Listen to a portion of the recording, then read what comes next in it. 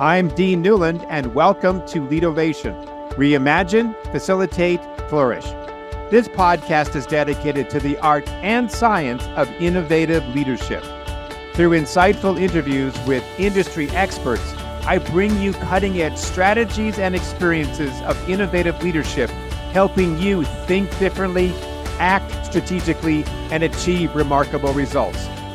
Join me as I provide insights and tools that empower you to make smarter decisions, forge meaningful relationships. Welcome to Leadovation.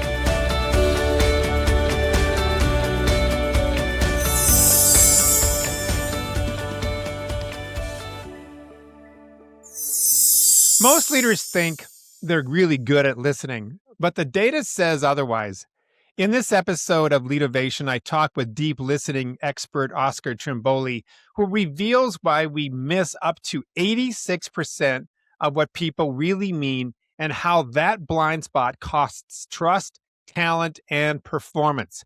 Oscar shares simple shifts that instantly improve meetings, uncover hidden insights, and turn listening into real action. If you want your conversations to go faster, be more deep in terms of its meaning, and produce better results, this episode will not disappoint. Oscar, it's great to have you on the show, coming all the way from the other part of the country, or other part of the globe, I should say. The topic of listening, I know, is a passion for yours. And in an age of AI where we're getting further and further away from human experience, listening seems to be on the opposite end of that spectrum. Tell me why, from your standpoint, should we be doubling down on this human characteristic that we take for granted? I think it's AI plus humanity. I think people who give us false binaries that it's AI is here and humans are there, I think it's and rather than all. Like AI is a great friend of mine. We use it a lot to code and automate the way we listen to leaders in their team meetings over time. So we use it that way as well.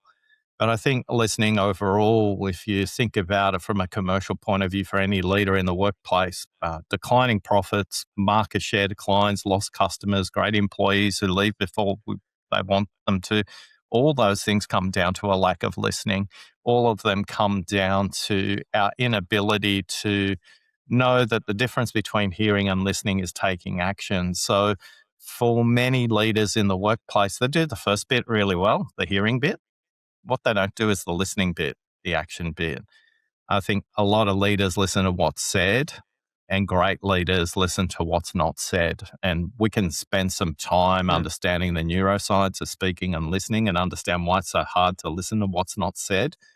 And that is where the commercial opportunity is for everybody, that if you can listen to what's not said, the opportunity is much bigger for everybody in terms of profitability, performance, and for their people as well.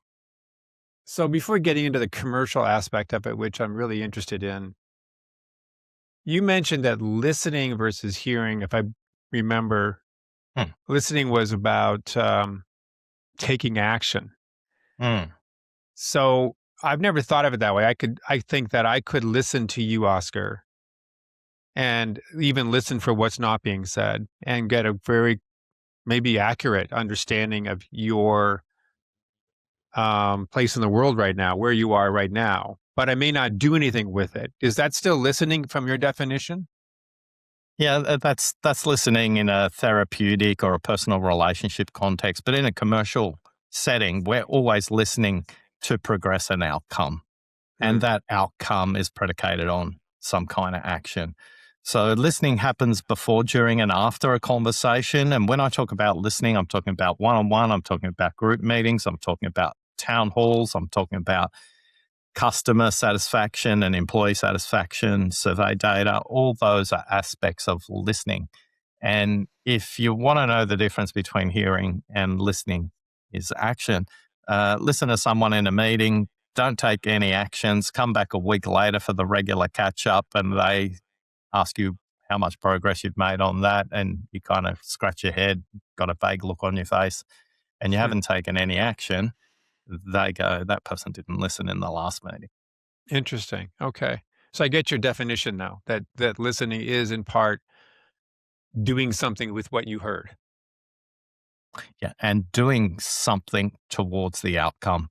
I think when it comes to listening, a lot of people start from the wrong perspective. They go, oh, it's my job to understand what the speaker says.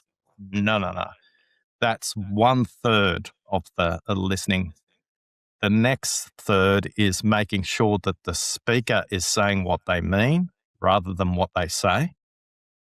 Hmm. And the third thing is noticing the progress of the dialogue. And that's completely separate from the person speaking and the person listening. There's always a third element if there's only two people in a conversation, and that's the dialogue. And good listeners will just focus on the speaker, and that's okay. It's a good starting point. It's a good foundation. Great listeners focus on the progress of the dialogue. And quite often we focus too much on the what of the conversation, and rarely do we focus on the how of the conversation, whether that's in group or team meetings. And a simple question you should pose at the beginning of every conversation or before the conversation: what would make this a good conversation?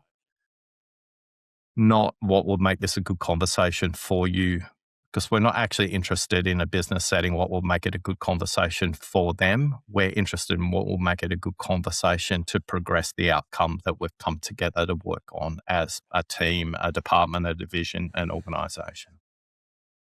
What's your thoughts, Oscar, about the idea that when you're in a conversation with another person, that many times one of the speakers doesn't even know exactly what it is that they need to talk about? That there is, in the act of being in the presence of a really good listener who creates that space for you, the speaker finds their truth, finds the authentic message, meaning that they're trying to get to, but they start off with confusion. They start off with chaos. They start off with something scattered. But through the act of listening, we create the space for them to get to that clarity. What's your thoughts on that? Yeah, I think if you know these three numbers, that explains everything you've just asked. And the three numbers are 125, 400, and 900. And I'll unpack each of those. Okay, I can't wait. When I speak, I speak in a range, say 125 to 150 words per minute. And if you want to know, a cattle yard auctioneer or a real estate auctioneer or a horse race caller, they're speaking at 200 words per minute. Okay, so slightly faster, but you can still understand them. You can think in a range from 600 to 1600 words per minute, and on average, 900 words per minute. So although I'm saying 125 words per minute, there's 900 words in my head that comes through this very narrow filter called my mouth. And all of a sudden, the first thing I say and the second thing I say is 14% or 28% of what I think and what I mean. Too many listeners in the workplace, whether they're managers or leaders, will try and engage with the very first thing that somebody says. They say, well, they'll paraphrase back. Dean, what you said was, duh, duh, duh. Well, that was Dean's first very shallow thought.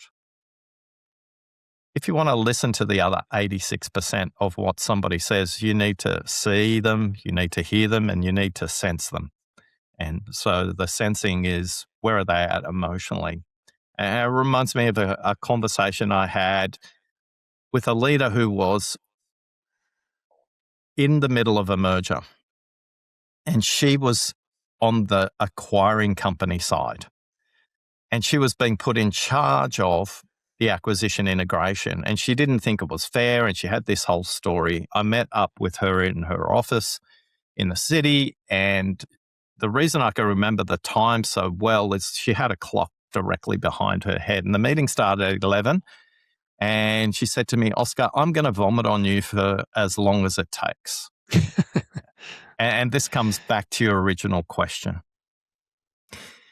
And she just started by saying, put your hazmat suit on because I'm just going to vomit all over you. And when I'm finished, I'll know. It's like, great, no problem. Great image. Yeah. So she started with this victim story about it's not fair. I'm on the acquiring side. It should be somebody from the acquirer who's in my role. And I don't understand the politics of this organization. And I'm really struggling to navigate it. And nobody's giving me any support. And it just went on and on and on and on and on. 12 minutes after 11, there was this big pause. And then she continued on. And to cut a long story short, it went for 28 minutes. And she said, geez, that feels good. And I said, what happened when you did this, that big exhale? I didn't say, when you exhaled, it looked like you made a decision. When you exhaled, it looked like you liberated yourself. I just said, when you did this, what was happening? She goes, oh, okay. I said to myself in my head at that point, Oscar, I need to take responsibility for my own actions. I need to get over myself and I'm in charge of the integration. Now, still need to vomit till the 28-minute past the hour. And that's a really good example that sometimes if somebody's got something really big to process, your presence is more important than your questions. Your presence is more important than your silence. And sometimes they just need another person to witness what they're saying to get there. Now, because she contracted that right at the beginning, saying, I'm going to vomit all over you, it's like, knew. okay. Yeah. I was like, well, bring it on. This is going to be easy. I enjoy a lazy meeting where I don't have to take a lot of energy and stuff like that. But the reality is, as she was processing, I would speculate something closer to 1,600 words per minute in her thinking, and she could only get out 125 to 150. It took her the best part of 28 minutes to get to finally reconcile with herself and reconcile with her role. If I didn't know the numbers, I would have interrupted at the 5-minute mark, the 10-minute mark, the 15-minute mark. But in reality, if we know that 86% of what somebody's thinking isn't said, why wouldn't we want to listen to what's not said? Good point. So what were the three numbers again? Remind me. Speaking speed, 125. Thinking speed, 900. So that's the speaker side of the equation. As a listener, you can listen up to 400 words per minute. Reality is we can comprehend 250 words per minute if we don't know the context. But if we know the context, like the language, the culture, the kind of technical jargon, we can listen much faster. We know this because blind people can listen much faster than sighted people because they don't have the visual distraction. And the reality is for you listening to this right now, you may be listening at 1.5 times speed, you may be listening at 2 times speed, but you can listen to this much faster than I can speak. And then you fill in gaps. You start to drift, you get distracted, you try to solve, you want to interrupt, you're coming up with solutions. All these things get in our way. If you know that you can listen much faster than they can speak, it's really important for you to notice not only what they're saying, you need to notice how they're saying it as well. For years before COVID, I did a lot of coaching over the phone where I would possibly never in the entire time with that client see what they look like. I mean, it might be that we would fly out and see them and go, oh, that's what you look like. I've always been on the phone with you. And in some ways, when I got to the Zoom meeting environment, right around COVID, I mean, it was great to see faces, but I noticed that it caused me to have to focus more because of the distraction of the visual. Whereas when I was just on a phone call with somebody, I didn't have that distraction. I could listen better. I could hear things I couldn't hear otherwise. Yeah, and Yeah. we have two primary listening orientations that people aren't conscious of. So you're either primary auditory first and visual second, or you're visual first and auditory second. So I'm going to speculate you're auditory first and visual second, and visual's a distraction. And the easiest way for anybody listening to this is watch a YouTube video or this video and close your eyes for part of it, maybe a minute or two, and then watch it for a minute or two and figure out which one was easier for you. Whichever one's easier for you is your primary listening orientation. So people who are primary visual also struggle with Zoom because they're not getting full body language signals back from the person. They're only getting it from the shoulders up. Yet there are other opportunities that visual tools like Zoom and Teams provide for you as well to notice their background, notice how they use their hands. There's a whole bunch of other signals you can focus on, and you can literally stare at them and they won't worry because they can't see you staring at them in the video. So once you're conscious if you're primary visual or not, I give you again another simple example. I was brought in by a chair of an insurance company into a boardroom, and I was told there was one person who wasn't paying attention, who wasn't a team player. They'd been on the board for a long time. When they contributed, they were awesome, but they didn't seem present. And this person had their eye gaze fixed very squarely on their notepad, and they rarely looked at people around the room. Occasionally they looked up. So I was brought in, the board meeting went from 9 till 5. I was brought in to observe from 9 till 11. We had a break.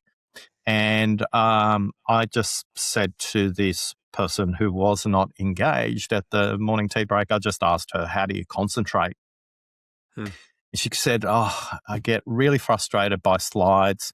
They're very distracting. They're poorly created. And I try and keep my gaze and my focus down. It helps me to concentrate and helps me to decipher what's true versus what's being shown on the screen. I said, have you ever shared that with anybody else in the board? And she said, no. I said, would you feel comfortable doing that before we commence at the next break? And she said, sure, no problem. Now, she was an actuary. They have a Greek alphabet relationship and formula relationship with numbers. I don't really understand it, but they do. And she explained this to the group. And you could see everything changed from that point on because everybody realized that people listen and engage differently as long as they make the implicit explicit in this case. At lunchtime, I took the chair aside and I said, look, my work is done here. I'm going to leave. You don't need me for the whole day. And he said, I guess you want me to pay you for the whole day. I said, well, I'm talking about the value I created, not the amount of time I've been here, but I'll leave that decision up to you. But I think there's some work for you and I to do about the assumptions you've been making about communication styles at the board and how that's holding back board performance. And that of itself became a really interesting discussion from that point on. Again, the point being that if you communicate how you communicate, and particularly when I deal with neurodiverse people who are often in very senior roles because of their deep technical expertise, finance, actuarial, software engineering, operational excellence, they're really good at this. And they get frustrated by the way people interact with them. And I simply say to them, please disclose the communication style that's most effective for you. So I was talking to a head of operations, and he said, the CEO always talks in these flowery stories, and I don't know what they're about. I don't understand their context. I said, what will make it more impactful for you? And they said, look, if they could just tell me the bullet point at the beginning, and then I can stay in the conversation and connect it. I said, well, what's holding you back from saying that to your CEO? And he said, oh, nothing. Again, off they went and away we go. So a lot of the time it's mismatched communication styles that we're completely unconscious of because it's got to do with the way we went to school, the family we were brought up in, the music teacher we had. There's a whole bunch of influences on our communication style and our listening. You remind me of an event that I was facilitating many years ago, and the woman comes in and she had sort of a notepad, like a thing to draw Hmm, pictures on. And she said, I want you to hmm, know I am not here um, to check out. I'm here to be focused and to really listen to what you have to say. But the way in which I engage is by doodling. So I'm going to be doodling this yeah. entire whatever. And so she had fantastic participation. She was just constantly keeping something going in her mind by doodling. Are you Mhm. suggesting, or I guess, what are you suggesting when it comes to a team who are meeting together? Obviously, because of diversity of all of us, there's different styles of communication. You've got different types of communication style assessments. You know, you name it: Myers Briggs, True Colors, social agility, what have you. You're talking about different kinds of ways in which we listen, whether you're auditory first versus visual first. Hmm. If somebody is coming into a meeting, say tomorrow, they're listening to this conversation, they're saying, "All right, I want to do something different with my team." What would be a couple of things they could do? The first thing I would suggest is do a check-in where everybody answers the question, what will make this a good meeting? So a good leader gets everybody to listen to the current speaker. A great listener gets everybody to listen to each other. And by setting up this question, what will make this a good meeting? Not what will make this a good meeting for you. That's a really Mm, important point that we mentioned earlier on in the one-on-one discussions. Everybody in the meeting gets to listen to what the other person wants from the meeting. And it gives so many wonderful entry points for people. So, for example, the meeting may be talking about quality control issue, and somebody mentioned earlier on in the check in that they had a perspective on that. Well, somebody else in the meeting halfway through might say, look, Mary, earlier on you mentioned this is something you're passionate about. Did you want to make a contribution now? As an mm. example, because they heard that earlier on. For bonus points, and I wouldn't do it in the same meeting, but maybe after you've done the check in and it becomes a ritual where the group starts to understand what they want to achieve, is ask the group for bonus points or for the second question, what's the most effective communication style for you?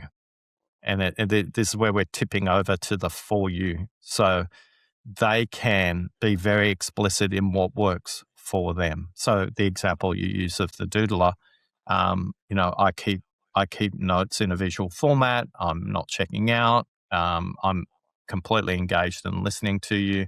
So what would make it a good meeting for me is that we have the bullet point up front and then the story and the data after that, as an example. So tip number one, get everyone to check in. Tip number two, get people to disclose their primary communication preference. And, when we went through the research in the book around workplace change initiatives that fail, too many leaders are fixated on the future and not having enough funerals for the past. A lot of the time, leaders are going, let's get to the rainbow over there in the future and haven't acknowledged the efforts that people have gone to get them to where they are today. People will create inertia if they're not acknowledged for what they've done. And sometimes you need to have a corporate funeral where you burn unproductive things, you bury them, and equally you celebrate and acknowledge the great things we're doing and bring them forward. If you just turn up Pollyanna and talk about the future and talk about the future and it's great and, there's a compelling event that we have to do, there are people who aren't even telling you, who've got their arms folded mentally and going, you haven't seen me. You don't realize what I've done to contribute to this. I'm not Mm. moving until you help me and acknowledge me. So more funerals, less future is a really good diagnostic in team meetings to go, what do we need to acknowledge from the past so that we can move forward into the future? So they're the I three know tips I'd give you. that's great. That's really great. I I know that with project management, you hear things like postmortems at the end of a project, and if you do them well, you have your funeral. Mm. How often, or what kind of cadence, or is there any sort of does the research seem to indicate you should be doing this every month, every quarter, every week? What's the Well, frequency of once these would be a good funerals? start. What's that? It's once would be a good start. It's a rare event for people. Yeah, yeah. But the more senior the leader, the higher the cadence of which they're talking about future, future, future, change, change, change. We all need to move forward. And the reality is, I was working with a really complex system 2 years ago, the national, state-based, regional, local, incredibly complex political map. And we had 150 of their people leaders come in to a hotel, and we needed to do some work with the hotel around fire security and all of this. But we invited them to write in 2 envelopes. We gave them a red envelope and a green envelope. A red envelope, what do we want to leave behind? Write it, put it in the envelope. Green, what are we doing great that we can bring forward? We went outside to a garden area where we had all the fire security. I just can't believe how much there was, but we literally started a barbecue fire and we invited everybody. They didn't have to tell us what it was. Literally put your red envelope in the fire and acknowledge it or say something to it and all of that. Green envelope was a whole different exercise we talked to. Hmm. 2 years later, I got an email from one of the leaders saying, "Hey, we ran the funeral exercise in our region, and it created a bond I couldn't imagine." Back to your original question, like once may sound like a joke, but once is enough if it's done properly. Hmm. Hmm. I really like that idea. So, Oscar, um, how did you get into this? I mean, what brought you to now, looking at your past, going back to what we just said? I mean, there's a lot of things one could do in business. Why did you choose this particular path? What sparked it? Uh, it chose me. April 2008, I'm in a boardroom in Sydney, Australia. It's a video conference between Sydney, Seattle, and Singapore. It's the annual budget setting process for Microsoft Australia. I'm a marketing director there at the time. The meeting goes for 90 minutes. At the 20-minute mark, my CEO, my regional vice president, sitting right across the table in front of me, Tracy, says to me, "Oscar, we need to talk immediately after this meeting." Now, Dean, it's quite ironic because for the rest of the meeting, I didn't listen to a word that was being said. I had a pen and a piece of paper. I was trying to work out how many weeks of salary have I got left and who are the 5 people I need to call, because when somebody says we need to talk immediately after the meeting, probably not great. Anyway, Yeah. meeting finishes at the 70-minute mark, about 20 minutes early, and everybody's kind of moving out. And Tracy said, "Please go and close the door because what I have to say to you is really important." And as I closed the door and walked back, she says, "You have no idea what you did at the 20-minute mark, do you?" And I thought, great, and I'm getting fired and I don't even know why. So I sit down and she says to me, "Now, Oscar, if you could code how you listen, you could change the world." What I heard was, "Woohoo, I've still got a job." Yeah. Um, so, I didn't leave Microsoft till 5, 6 years after that.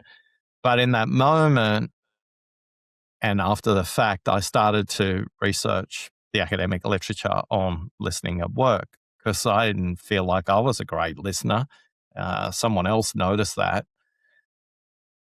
And I started to audit some of my meetings. I started to notice who spoke up and who didn't, who asked questions and who didn't, and more importantly, who asked clarifying questions and who didn't. And I realized in that moment while I was auditing, and the reason I use the word audit, I started life off as a chartered accountant. So that's where the Hmm. term came from. I realized I was building a methodology and a code set on how to listen. So you wind the clock forward, a decade and a bit later, and, 35,000 people have taken a listening assessment and got a tailored report about what to do about their listening. We've written 3 books. We've had workshops. We've created jigsaw puzzle games. And, as my wife said, I could talk about this for the rest of my life. But it was in that moment of noticing by Tracy that the flame was lit about the commercial impact of not listening. What was it that you did that caught her attention to pull you aside? I just want to acknowledge, Dean, for those of you who listen, I think I've told that story well over 1,000 times, and I would say there are 5 people who've asked this follow-up question. So well done, Dean. In the moment, can you imagine a bunch of people fighting for their number? When we're setting the budget in the subsidiary, we take it really seriously because behind those numbers are people's jobs. So Sure. if we get those numbers wrong, people lose their jobs. And our head office was arguing for much bigger numbers, and the regional office trying to play Switzerland and trying to navigate between the 3 of us. And anyway, I simply said, can we pause for a moment? Before we announce our numbers, can we just disclose the assumptions that sit behind the numbers, the 1, 2, 3 key drivers that are sitting behind these numbers rather than the numbers themselves? Please declare your assumptions, was my question to the group. And the tone of the dialogue changed completely because now we were starting to get transparency from the head office about what assumptions they were making. And more importantly, they started to get the assumptions about what we were thinking about our market potential. Now, one of the things I mentioned, Dean, earlier on, the meeting finished 20 minutes early, which is unheard of for a budget setting meeting. They usually go over for days, and sometimes they never get resolved. But as people started to declare their assumptions, the counterparties were getting curious about, tell me a little bit more about that assumption. So in head office, they were making comparisons between Canada and the Netherlands against Australia. And they were making assumptions about the mix of public sector versus private sector technology spend. And the assumption they made was based on what Canada and the Netherlands had. And it was a completely different, it was out by a factor of 3. And once that had been resolved and that had been disclosed, we could actually get on with the meeting. And we changed some of our stuff, they changed some of their stuff, and we got to a pretty good outcome. I didn't personally because I wasn't paying attention the whole meeting, and I got this big uplift on my growth number that I hadn't been paying attention to, but that's a story for another day. So asking people, rather than to defend a position, to unpack what was the underlying assumption behind it is what Tracy noticed. Was it your meeting? No. So you were a peer of these other people. So I'm just thinking about being, if I'm listening to this, you could say, Oscar, that was a great question, but I can't ask that question because it's not my meeting. I have to, the assumption is that I can't be asking a question about assumptions because it is somebody else's meeting to facilitate. And I don't have it. Now, I disagree with that, but I'm just wondering how difficult was it for you to ask that question among a group of people that were maybe hell-bent on getting to the numbers? Yeah, first things first, somebody may be hosting the meeting, but it doesn't make it their meeting. I agree with you. The outcome is the purpose of the meeting. So this gives everybody a little bit more power and permission to speak up, because the question you always want to check with yourself is, when I'm asking a question, is the question from my perspective or is it to progress the meeting? So my question was to progress the meeting. So I felt really confident about that. Honestly, I got so frustrated with the political posturing with all these people saying, no, you're wrong and you're wrong. Like, for me, the meeting wasn't going anywhere. And we could continue with this budgeting arm wrestle, or I could speak up. in that moment, it didn't feel courageous, or it didn't feel like I needed permission, or I didn't feel like I was out of place. I thought it was a meaningful contribution for the group, not for me. So I think for that person who's concerned about it's not my meeting or I don't have permission, if your question is going to progress the group, everybody's going to be grateful. Okay, If that's your great. question is designed to progress your department or your division or your outcome, yeah, you might cop a little bit of heat for that one. Orientate yourself on the system and the group in your question, and you'll be surprised how much power you have to come forward. You've done some research, you've written some books. What are some of the most juicy stats that you like to share when it comes to listening and the commercialization of it? Well, the first thing is the more senior you are, the more likely you are to interrupt. So a manager in their 50s is 2.5 times more likely to interrupt than a manager in their 20s or 30s. So the consequence of that is that great ideas get missed out on because you shut them down. You'll become the center of everything as a leader, and it's really draining for you and your energy. You're training people to come to you instead of go to their peers to try and move an issue forward. So the first juicy statistic, and by the way, there's no gender difference in that statistic. The more senior you are as a man or a woman, male or a female, you are going to be interrupting 2.5 times more than someone who's a bit junior. So before you get to another one, what is the reason why the older you are, the greater the chance that you would interrupt? Is it the power I'll- differential between those who've been around longer, those who are younger? Is it that, the hierarchy? What's the key here? So I just want to make a slight distinction. It's not age, it's seniority. Seniority. Okay, excuse me. So it could be Yeah. a 20-year-old vice president is more apt Yeah. to interrupt a 50-year-old Frontline manager. worker.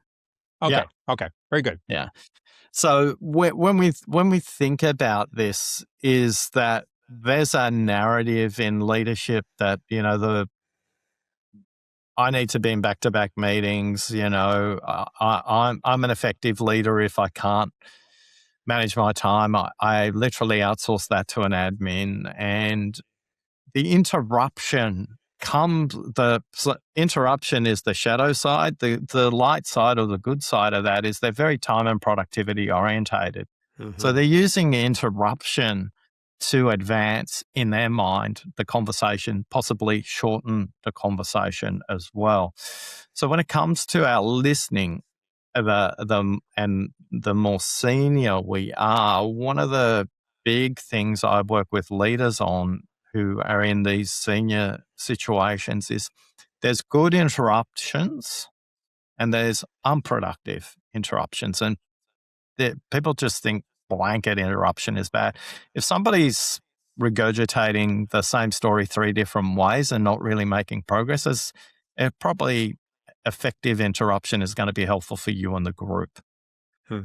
Where it's not effective, if you interrupt someone mid-sentence, mid-thought, or mid-breath, they will get really frustrated with you, and they will tend to shut down and not disclose going forward as well.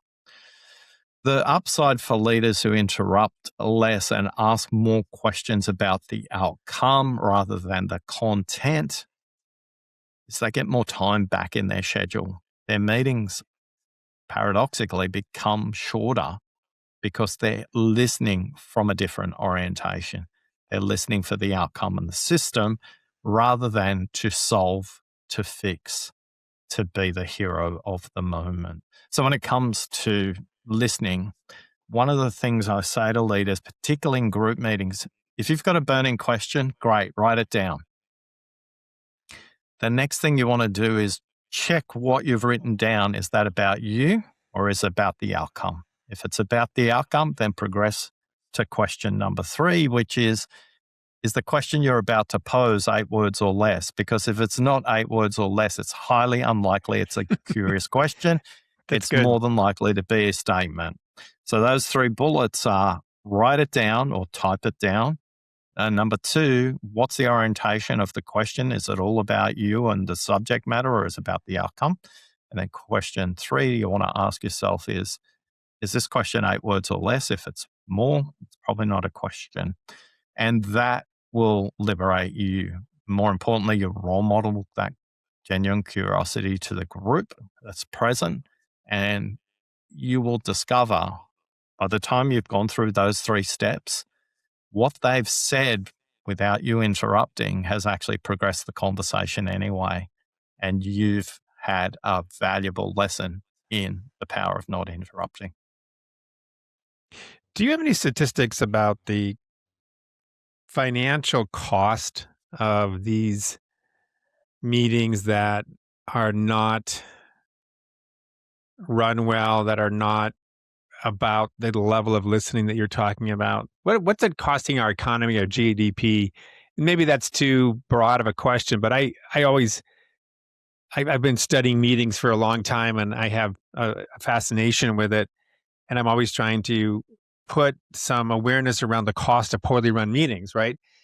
We've even got an app we're working on. But I'm curious, what is your either gut sense or your statistical sense around what is this costing companies and nations when we have these kinds of poor behaviors? I'll just jump ahead on this one. Yeah. So leaders I work with, every meeting they have with me is not at the top of the hour. Every meeting they have with me starts at 10 minutes after the hour.